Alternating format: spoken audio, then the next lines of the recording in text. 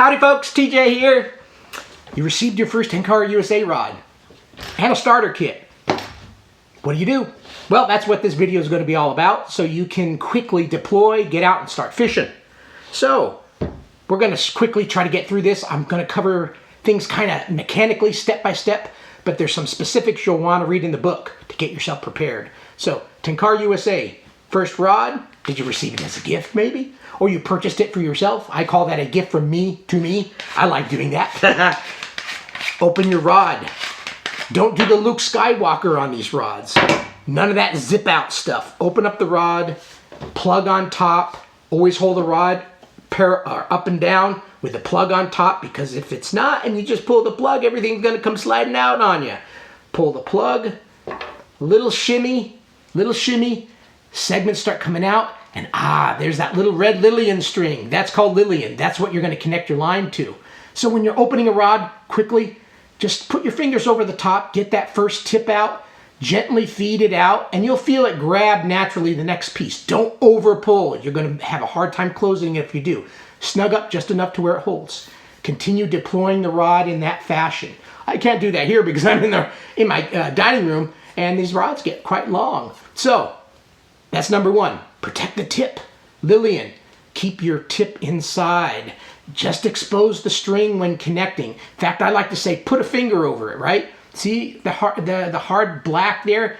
If you start bending right now, you're going to tweak it. You're going to possibly break it. So always protect the tip when you're connecting the line. So put a finger over it, only exposing the Lillian string. Connect your line, disconnect your line. That will save you from breaking that tip. That's step number one. Number two, open up your kit. The nice thing on the back of this kit, it does have instructions to make your basic connections. So if you're forgetful, look at your little mesh pouch. The mesh pouch has little strapping points for you to connect it to your pack, to your belt. Little zipper here, unzip, and goodies will come out. Goodies will be, and I don't have them all in here because, I went out and fished already. So some of the stuff's already missing, but the main components I wanted to talk about in this video are here. Keeper line holder, a spool of 5X tippet, and your little booklet. In this one, page 38, I'll open it up there. Read the whole booklet, watch our free videos on our website, but it has the Tenkara 1-knot, which I will not be walking you through step by step in this video. It will be too long. You need to learn to tie this Tenkara 1-knot. So just first thing before you even deploy the rod, get some rope. Start learning the Tenkara 1-knot, because you're going to be tying this one knot. Very simple, but you need to learn how to tie this one knot, okay? Read the booklet, watch the videos. Have the rod on the ready. I'm going to keep the plug back on here because, like I said, if you do that, it's all going to fly out. Put things aside.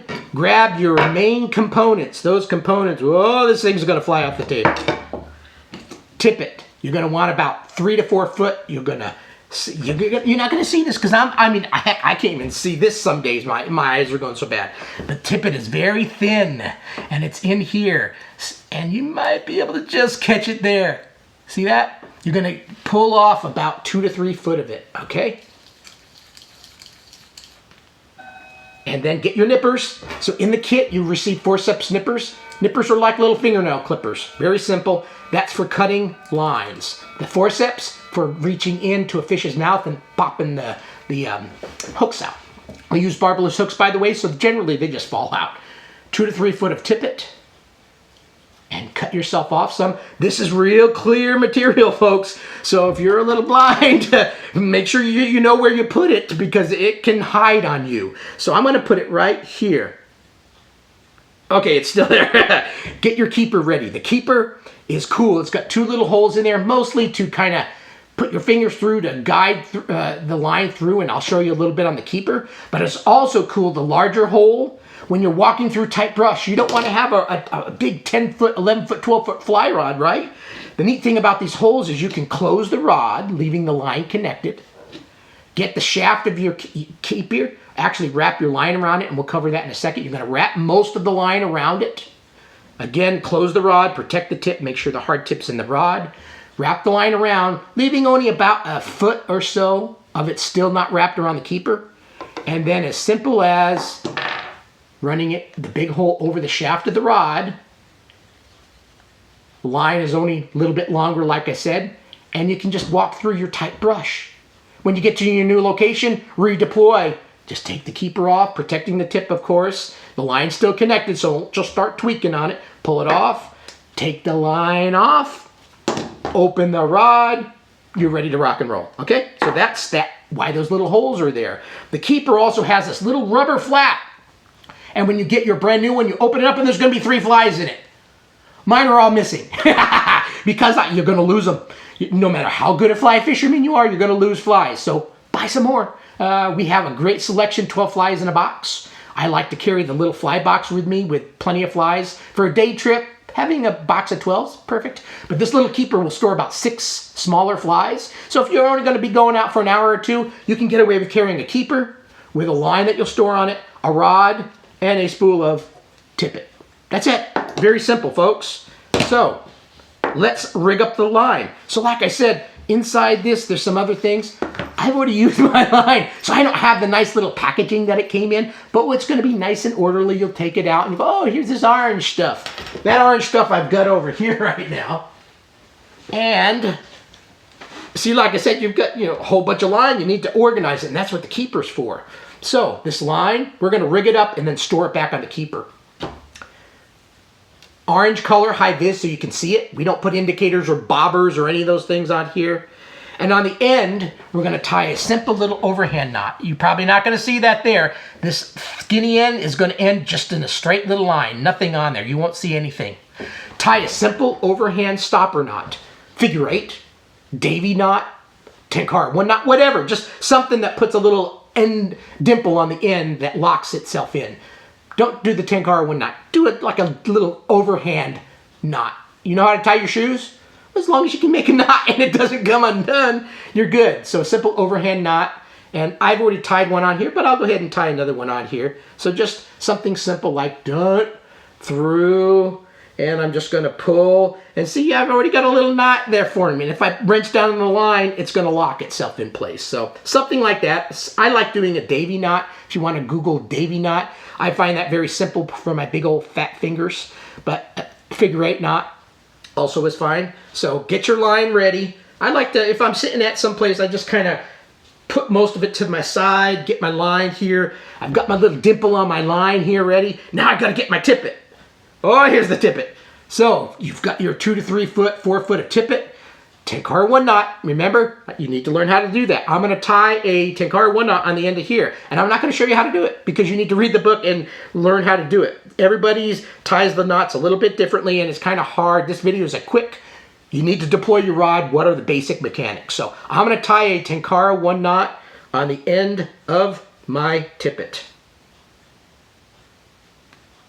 And now I've got this little noose on the end. If I stick my finger in and pull, it's going to lock in. So it's like a little noose. That's what I like to call it. Everybody knows what hangman game is, right? So that's that. So now I'm going to grab my little Tenkara 1 knot tippet, and I'm going to find my main line.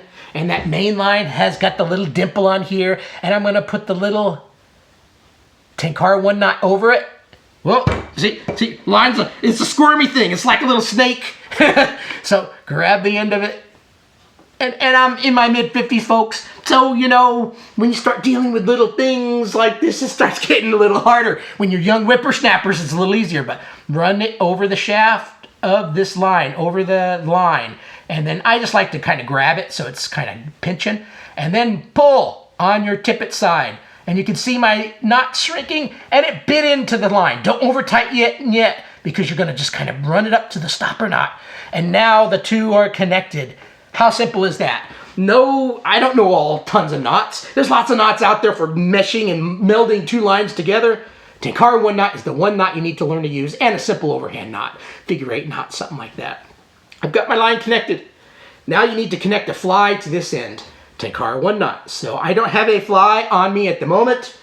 I'll show you a line rigged up over there, but you're going to run your tippet through a fly, and you're going to do the Tenkara 1 knot as shown in the little booklet, and connect your fly. And you don't even, however you want to tie the fly to the end of this, Simple mechanics, folks. Stick it in the hole and make some knots and lock it in. But the Tenkara 1 knot technically will allow you to connect your fly to the tippet. But look online. If there's some other knots that your fingers work better with, go for it. So now I've got my tippet and my line. And now we're going to connect it to the rod. And of course, you've got your fly on the end. On the end of this line is a loop. It's of a different material. I'll try to show it as best as I can. Here you go. And that's how the connection point is. So you're going to reach through this little loop, put your fat fingers through, or my fat fingers, your fingers may be skinny, stick them through the hole, and you're going to make a girth hitch. It's simple, but you gotta pull it through. So there we go. So now I've got a little girth hitch. You'll see that I've got a little hitch created, so if I stick my finger in it, it's like a little noose, zinc, and it locks into whatever you put it over. So on the end of your main line, there's that girth hitch that you're going to create. Again, just push through your orange line in through the circle, pull it through the other end, and make a little girth hitch. Then grab your rod, pull the plug, shimmy out your tip, get that lilian to come out the other end. Protect that tip. Do not connect and start yanking on it. Keep the tip in the rod. Put your finger over the top to even further protect it. Girth hitch connection over the lilian material. Cinch down. Hopefully this is picking up well enough for you. Before you over tighten, push it up against the stopper knot. You've now made your connection. You can now deploy the rod and start using it. To disconnect the line, again, protect the tip, keep it in the housing of the rod. One hand grab the red side, one hand grab the tag end of your line and pull a little bit. It loosens it up and it just falls off. I mean, how simple is that, right? So, girth hitch connection to the tip of your rod. You've got some tippet on here and a fly. And let's go ahead and wrap it around the keeper and we'll wrap this video up. So, let me put this over here. I've got a line that's got a little fly on it already. So let's see if I can show you. On the keeper, there is little indentations for your fly to lock into. And there's even a little picture that shows you a fly. So you're going to grab your hook and you're going to stick it over that little indentation area. You'll see there's a little notch here. Grab it, the line, just kind of tighten it up because you've locked the fly in there. Wrap it around. You'll see there's two distinct sides of the keeper. You can store two lines. Start running it forward like this, keeping tension. And then once you get enough line in there, it's going to naturally start holding. And keep wrapping and wrapping. You've got, 12, 13 feet of line here, plus a little tippet. So it takes a moment. You'll see that it's slowly getting to the end. And then when you get to the end, just leave a little of the line dangling. So this is a little bit different line that I just showed. This is called level line. There's no little loop on the end, but that shows you the mechanics of the keeper. So the keeper, you can store a couple of lines each side. Each side's got the little areas to lock in the fly, like I did here. Little flap for your flies. It's just basic common sense. Don't overthink things. That's what I like to try to say. Just, you'll see, wrap the line around, lock it in place, wrap it around, and then now you can store it and walk through your tight brush and all that. I think we covered everything. Quick and easy. If you have any questions, feel free to call us, email us. We'll be here to try to help. Read the little booklet, watch our free videos. But that's it. I'm going to go fishing. Bye.